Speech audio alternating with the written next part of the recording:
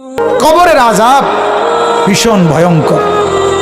আল্লাহ নবী সাল্লাল্লাহু আলাইহি ওয়াসাল্লাম হাদিসে বিস্তারিত কবরের আযাবের বর্ণনা দিয়েছেন। আল্লাহ তাআলা কোরআনে বলছেন, ওয়ামিন ওয়ারাইহিম বারযাখুন ইলা ইয়াউমি ইউবআসুন।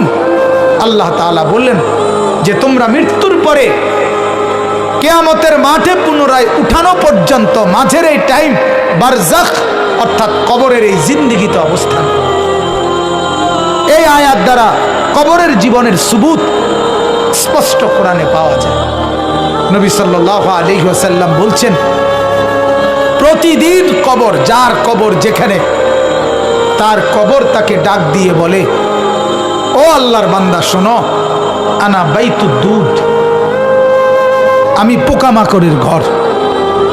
আমার বাপ শুনেন, যুবক আপনারাও শুনেন, আপনারাও শুনেন, কবর কিন্তু নির্দিষ্ট কোনো বয়সে যায় না বাপ।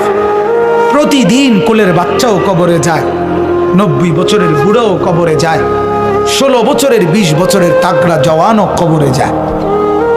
কবরস্থানে সব ধরনের লাশ আছে। এজন্য কবর ডেকে বলে, ও আল্লাহর বান্দা, আমি পোকামাকড়ের ঘর।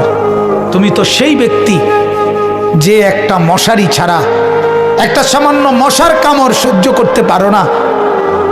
একটা মশা কানের কাছ দিয়ে গেলে তোমার ঘুম ভাঙ্গা যায়।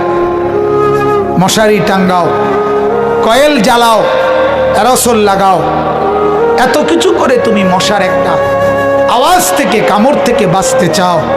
হায় আল্লাহর বান্দা, তো বছরের পর বছর, শত শত বছর কবরের মধ্যে এই পোকামাকড়ের ঘরে কেমনে থাকবে? কবর প্রতিদিন বলে, আনা বাইতুল ওয়াহদা, ও আল্লাহর বান্দা, আমি কিন্তু একাকী ঘর, কেউরে পাবা না, কেউরে না। আমার বাপ, এই পৃথিবীতেও একাকিত্বের যন্ত্রণা বড় সাংঘাতিক। আপনার ঘরে যদি লক্ষ কোটি টাকারও মাল সামানা থাকে, খাদ্য খাবার, ফল ফলাদি সব আছে, সব আছে, শুধু স্ত্রী নাই, মা নাই, বাপ নাই, ছেলে নাই, মেয়ে নাই, কেউ নাই, আপনি শুধু একা, খোদার কসম এই একাকিত্বের যন্ত্রণায় ঘরের সব কিছু না, সারা দুনিয়াটাই আপনার কাছে বিষাদ মনে হবে।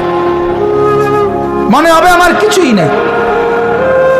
গত বছর আপনারা অনেকে শুনছেন হয়তো, এক ভদ্রলোক, ঢাকার শিল্পপতি, কোটি কোটি টাকার মালিক, গার্মেন্টস মেল ফ্যাক্টরির মালিক, ওই ভদ্রলোক একাকিত্বের কারণে, স্ত্রী নাই, ছেলে নাই, মেয়ে নাই, বিবিও দূরে সরে গেছে, ইউরোপ থাকে, ছেলেও থাকে বাহিরে, মেয়েও থাকে বাহিরে, একটা লোক